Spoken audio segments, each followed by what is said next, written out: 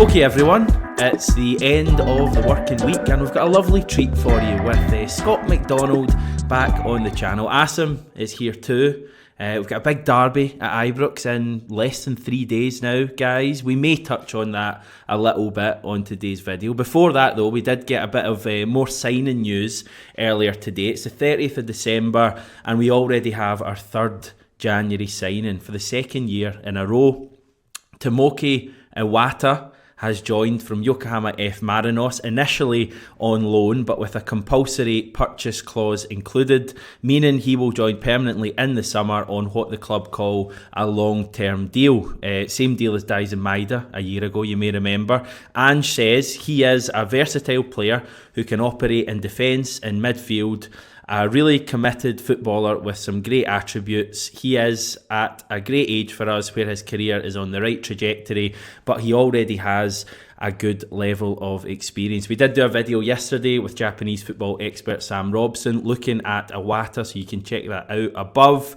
Scott, what's the thoughts on this one? Another signing in before January? Yeah, look, I think there will be a few goings now that we've seen the comings that have arrived. I think Ideguchi will be one of them that probably heads back to Japan, and the Iwata will be a little bit, a better replacement than that's just not worked out for Ideguchi at the football club. It's there for everyone to see. He's not had the minutes. I watched him in Sydney. He was way off the pace at that point as well. So it's probably one of them where it's just not worked out. Iwata, though, by all accounts, is a very promising young talent, very excitable in terms of where his career is started from and taken off in such a short space of time as well, playing in the 3rd division in Japan to now being obviously a champion of the J League. And there's big hopes for him that he's on the rise and one for the national team of the future as well. Asim, any thoughts? I guess it's more evidence of Ange getting what he wants.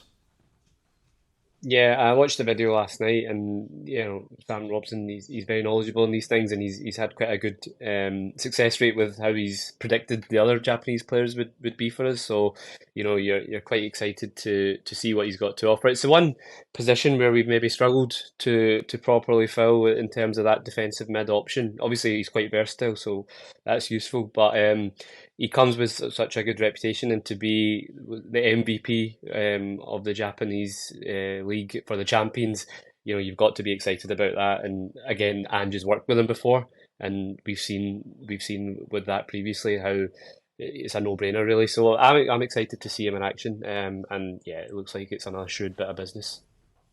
And as if it wasn't enough to start, taking all the best Japanese talents, it looks like we're looking at another country in Asia as well, South Korea. Bear with me here, we've got a few names for you. We've had Cho Gae-sung for the past month. Yesterday we had Kwok Yuk Kyu, who is the 21-year-old midfielder who plays for second-tier side Busani Park. He's been capped 7 times for the South Korea under-23s, I think that is. I've written under-21s, but I think it's the 23s. Seems like he's a defensive midfielder, similar profile to Iwata.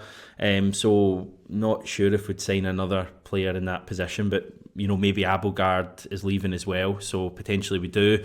Today, on top of that, we've had forward Oh Hyun-gyu linked as a potential alternative to Cho. Asim, were you saying he's been speaking openly about signing for Celtic?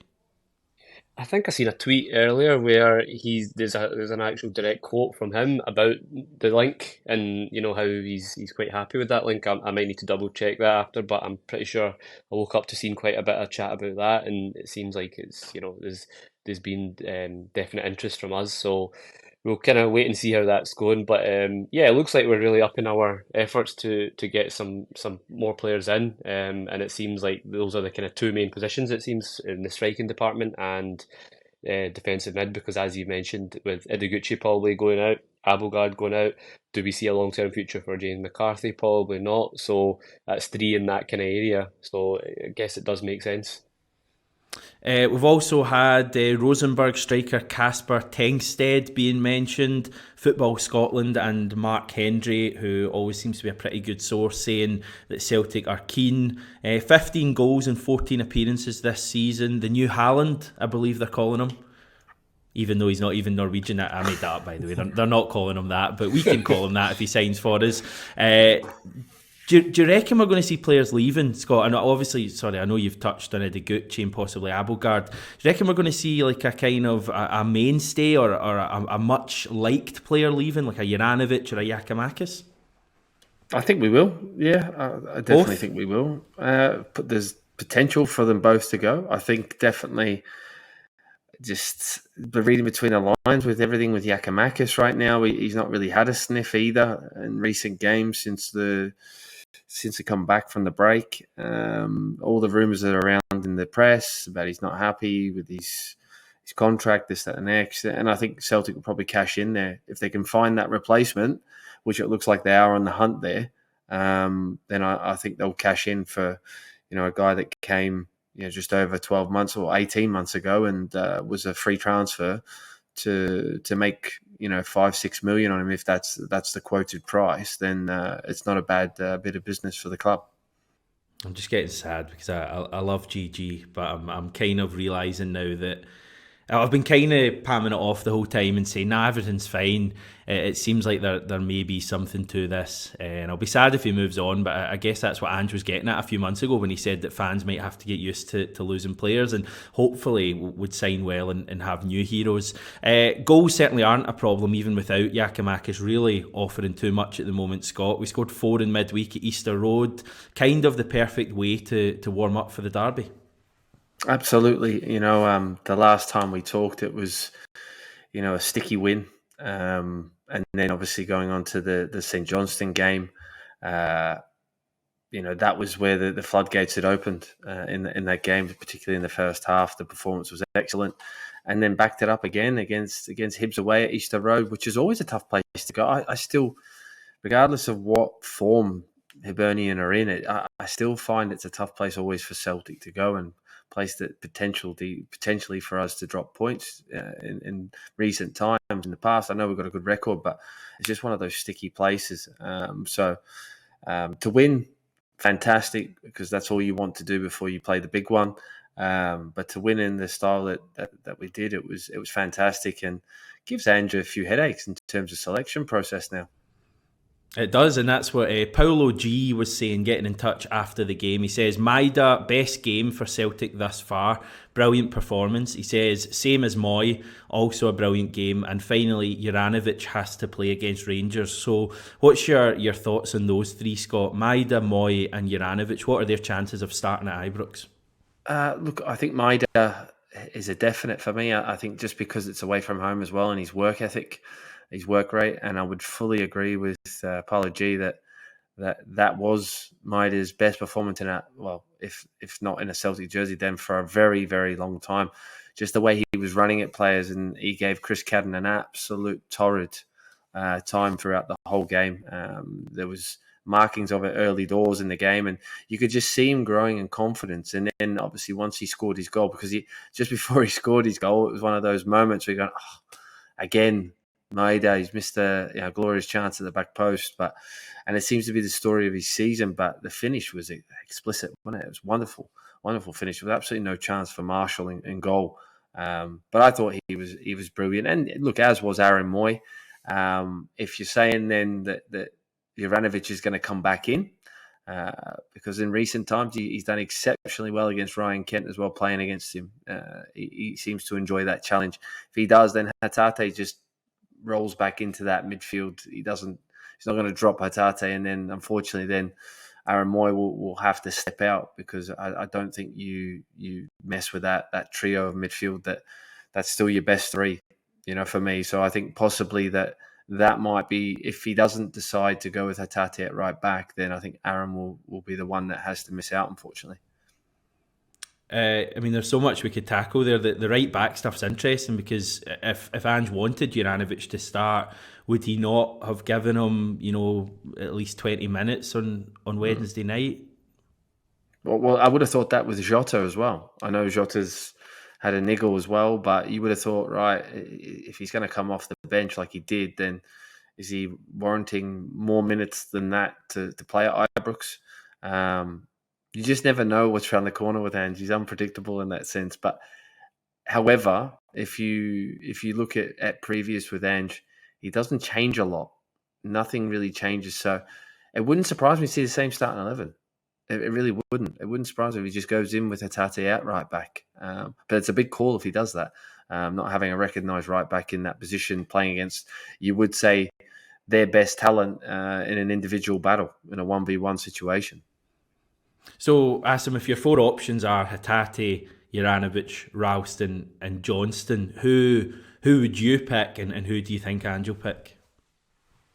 For me, I don't think Hatate will play right back. I think for me that's a given. I think twofold. A, he didn't look overly comfortable at times when he was getting run at on midweek, and B, what you lose when you take him out of the midfield, especially for a game like this, I think his kind of dynamism and energy, and I think we'd want that in the midfield. So I think I'd rule that one out.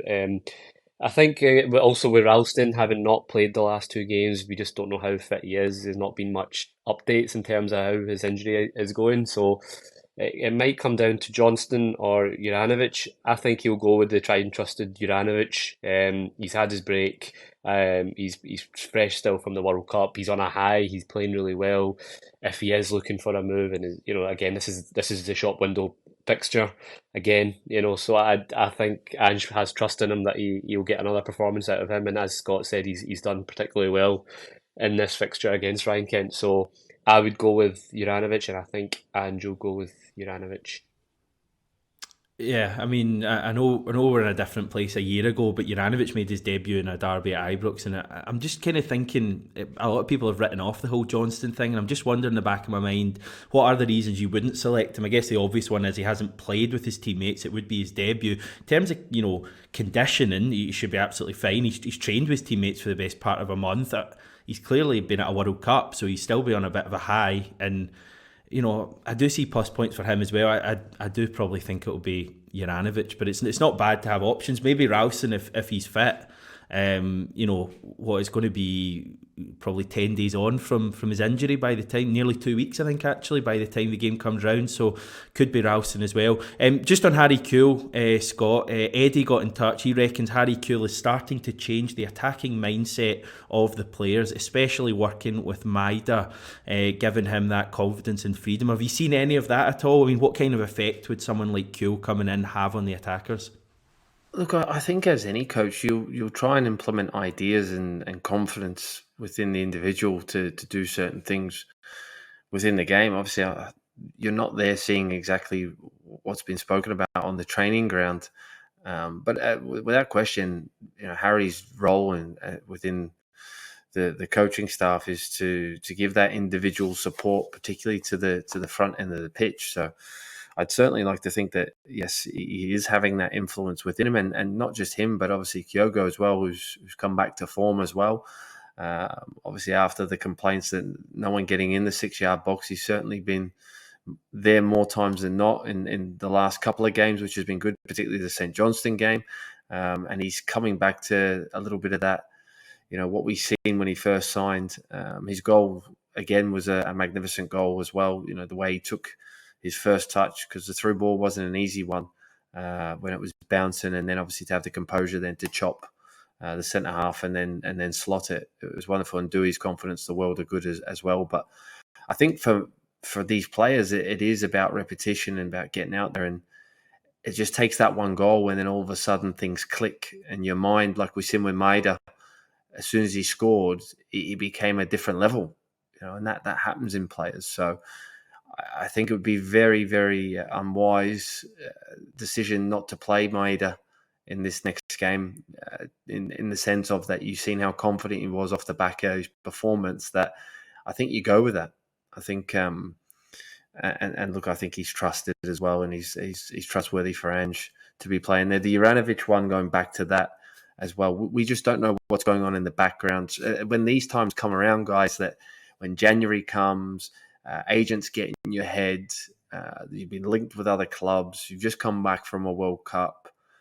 It'd be interesting to see what the conversation is there in that office with Ange and him, and see actually where his mindset is, and is the trust still there between the two? Because there is a potential of him leaving the football club. Is he going to put everything into this game, or is his head elsewhere? So we just don't know the answers to those questions at this moment. And I guess it will be answered on the weekend, on next week when, if he's in the team or not. I think that will pretty much tell you exactly where Juranovic is and what's going to happen next. And we know Ange doesn't tend to waste time on players who aren't fully committed to the club. I think we've learned that much. So it'll be interesting. Asim, do we read anything into the club's video last night with Juranovic, the wee interview chatting about the World Cup, or was that just kind of filler? Yeah, I wouldn't read too much into that. I think, like Scott mentioned there, that a lot of the time it's just, agents are putting out rumours, agents are speaking to clubs, and then it's just down to the mentality of the players. Some players that you can see it affects them, and there's arguments that that's maybe happening with Gigi at the moment. With Juranovic, he doesn't seem like that kind of player. I think if he was to be thrown in on Monday, I think he'd be absolutely fine, even if, he's got his eye on a move and that's to happen later on in the window. I'd have no qualms with Juranovic starting and giving his all and being able to kind of block out any other exterior noise. Yeah, so another thing that you mentioned there with, I think we've seen that with Ange. Any slight sniff of players maybe being unhappy or looking elsewhere, I think Andrew's quite ruthless like that in terms of he doesn't want anyone around the club who's not fully sold on it. And you've seen that last summer with the likes of Ayer, Edward, Christie. He said, I shouldn't have to try and sell Celtic to anyone or try and convince them to stay. So if they've got eyes on a move elsewhere, and that's, well within their rights as well, they might see their career progression going a different path. But Ange fully wants players that are happy to be here, want to be here, and see the plan and vision that we've got. So that's why I'm not as worried as I might have been in the past when some of your kind of favourite players are getting linked away. Yeah. Final game of 2022 it was at Hibernian. It's been an incredible year, I think we'd all agree on that. Total games, 51 we've played. We've won 38 of them in all competitions. 6 draws and 7 losses. Scored 134, conceded 48. And looking at that, everyone, it's not difficult to see where our troubles have lay. Europe, played 8, won none, drawn 2 and lost 6 in the calendar year. Scored 5, conceded 20. I mean, conceded 20 in Europe and conceded 25 in the league. And when you think of how many more games we've played in the league, that is interesting. Cup games, obviously that's there. We've got a drawdown for the game against Rangers at Hampden. We obviously lost that in extra time. I got your highlight the other night, Asim. What's your kind of low point from the year?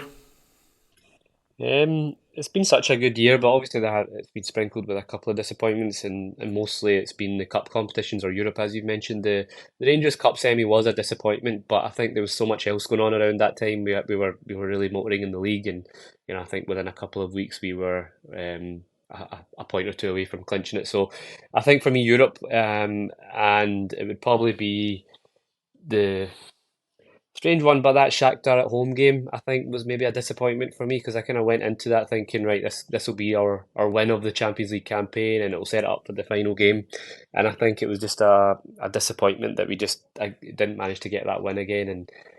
And, I think it's what we were all waiting for. So, yeah, probably the Shakhtar home in Europe is the low light. Okay, Bodo Glimt potentially as well. That was this year, believe it or not. Scott, you've had a wee minute to think. What are you going for a highlight? I think the highlight for me is that Ange has had pivotal moments within his Celtic career already, and I think what really stood out for me, yes, the win around about this time last year when they won at Celtic Park emphatically, destroying Rangers, in the first half of the game.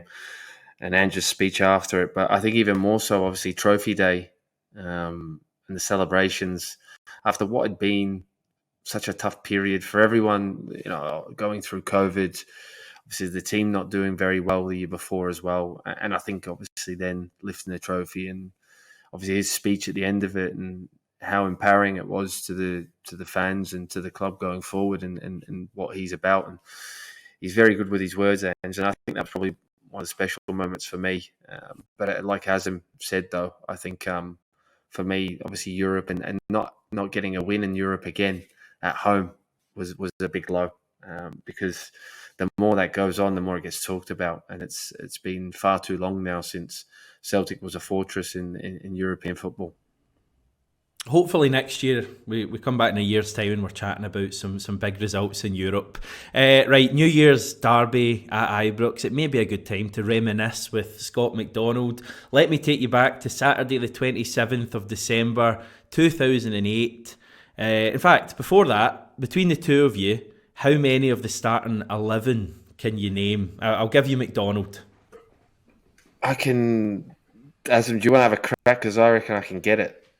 Oh, wow. Artur Boric in goals. Yep, right back. Would it have been Telfer? No, it was Wilson. No. No. Mark Wilson? No. Was it not No. Wilson? Was it The German. Caldwell? Was it Hinkle? Hinkle? Was it? Hinkle. Straight away. Okay. Centre backs. Lewins? Nah. Both Scottish. It was Caldwell and McManus and Caldwell, wasn't it? Yeah. Left back. Naylor. Yep. Japanese star in the midfield. Koki Mizuno. Is that Well that one that done. he started? Well with, done. wasn't it? Well done. I thought you were going to go Naka for there. You've got 3 Scottish players making up the rest of the midfield. Barry Robson. Yep. Hartley. Yep. Maloney. Very obvious one. Come on. Scott Brown. Well done. And who was partnering Scott McDonald, Asim? So, Who did Scott McDonald shout at 30 minutes into the game? I was rewatching the highlights earlier. have I mentioned them already? No, not Sean Maloney. No. Think about the goal. Give me another look. Is it Beattie? No. You're miles away. Who is it, Scott? It's Gorgeous George. Oh, Samaras. Aye. Samaras. Yeah. Well, that was a great use of time, guys. Really enjoyed that, Asim. I think you got about 2 there out of the full team, mate. So yeah, we'll move on swiftly from that. Hinkle must have got injured though, because Wilson come on for him, because he's the one who played the ball down the line. I think just after half time, or possibly at half time, Wilson came on. You played, I think, 90 minutes, and then Big Jan came on for you right at the end of the match. I mean, what do you remember about a goal like that? I was thinking, see when you score a goal like that, do you remember it all vividly, or is it just a complete blur? I think you've seen it that many times. I kind of do remember it. I kind of remember running to their fans, giving them a gesture that was premeditated. It's because you have these thoughts in your head that when you score, not if you score. And that's just the way that you were at that time. When you play for Celtic, you get chances, you're confident. Hopefully a few of the boys will be thinking exactly the same coming into this game. Obviously scoring at that end as well. You ask any Celtic player, that's the end you want to score in. It's brilliant, and obviously they scored the only goal of the game. In a pivotal, we thought it was a pivotal moment within the league itself, but it just goes to show that you don't win leagues halfway through a season, because I think it put us 7 clear. I can just remember. Funny story was that the little guy that won X Factor, Scottish boy, I can't remember his name, but he'd come on at half time apparently, and after the game. Because he's a Rangers fan. After the game, he's walking past our bus, and I just remember all the boys just smashing the windows down and just giving it to him. Get it up here, So there is his head just totally down. So it was just giving him a bit of retribution, bit of banter, as you do. Obviously, getting out of there unscathed with 3 points, under your arm as well. So it was a really nice day, it must be said.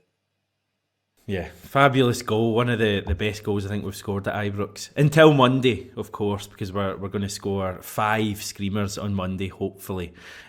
Just to finish the video, guys, just chatting about Monday.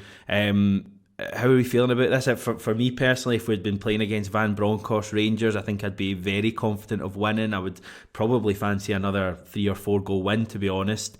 Under Michael Beale, I think they've been a little better, 4 wins from 4. Doubt they would have done that under Van Bronckhorst. But having chatted to some Rangers fans, they don't seem to think their performances have improved too much. I think their defence is still there to be got at.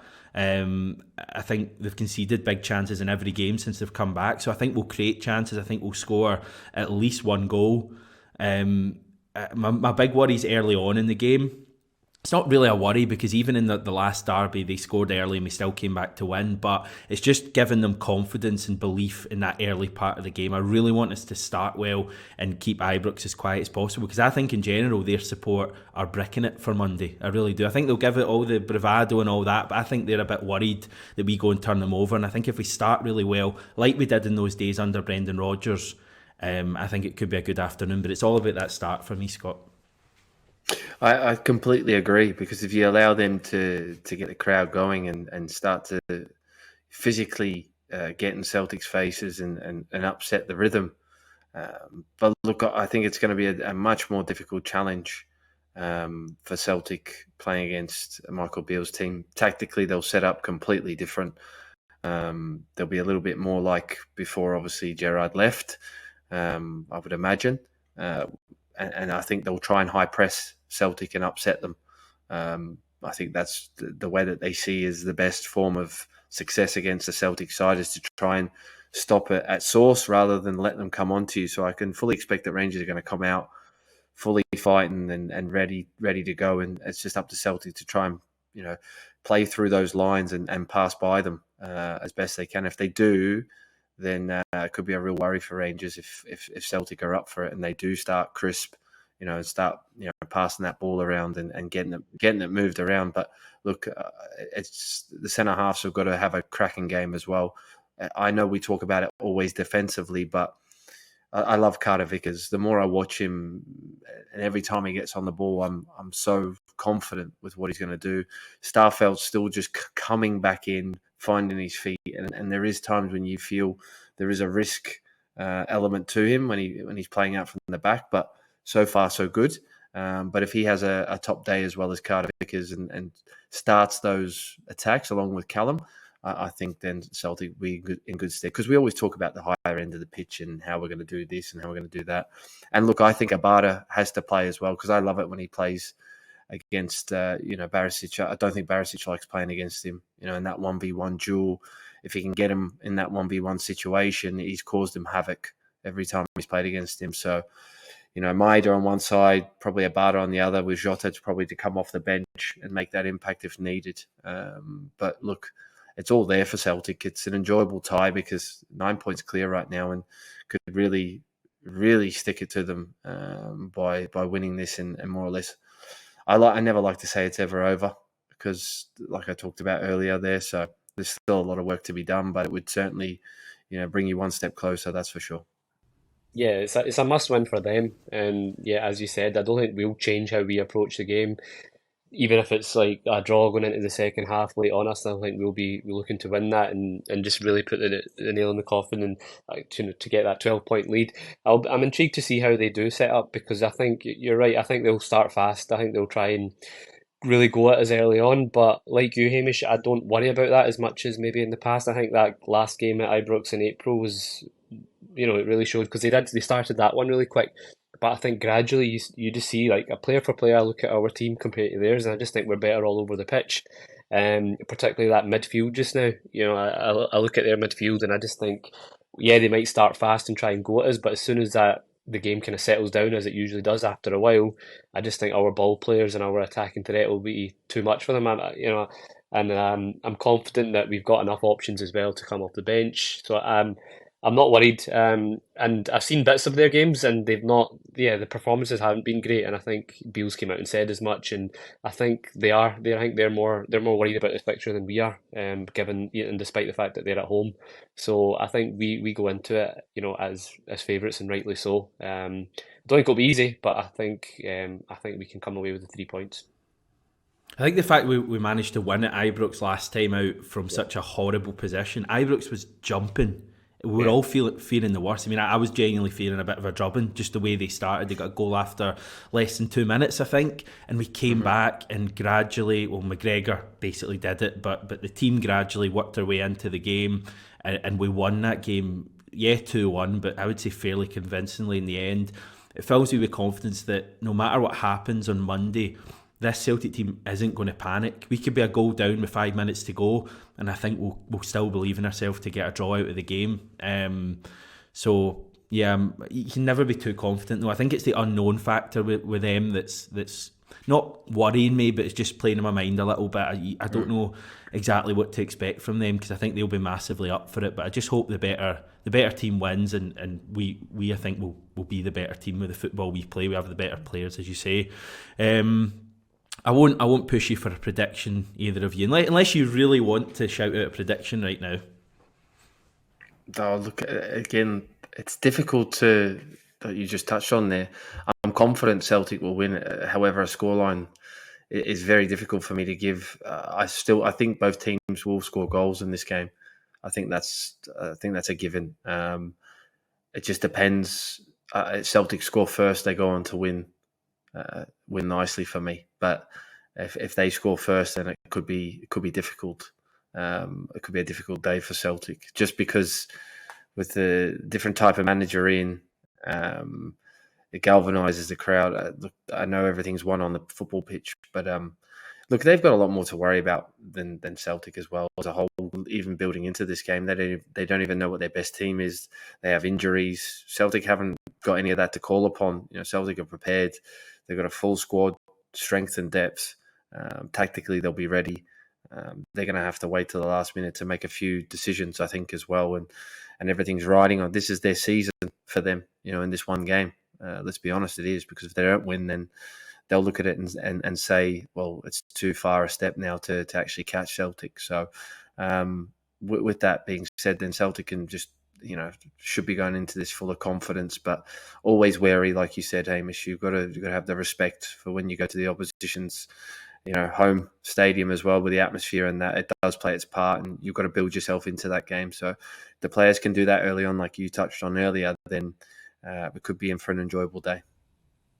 The other thing with the crowd as well, though, is it can, we've spoke about how it can work in their favour, but there's also the other end. You know what their crowd can get like if it's not going well for them. They can get on their backs quite quickly, and with it being such a perilous position for them in the league, if we do go one up, or if things aren't going their way, you can just hear the grumblings in the crowd, and that'll put added pressure on them. So I think we can use that to our advantage if we can start well as well. Well, touch wood. Hopefully that's the way things play out, mate. Very much looking forward to it. We'll have a big preview to the game landing tomorrow at some stage, just ahead of the bells. Ryan 118 joining me for that outside Celtic Park. So look forward to that. We'll look back in some memories from 2022 as well. Have a great new year, guys. A happy new year. We'll catch up with both of you in the new year. Thanks everyone for watching. Speak to you tomorrow.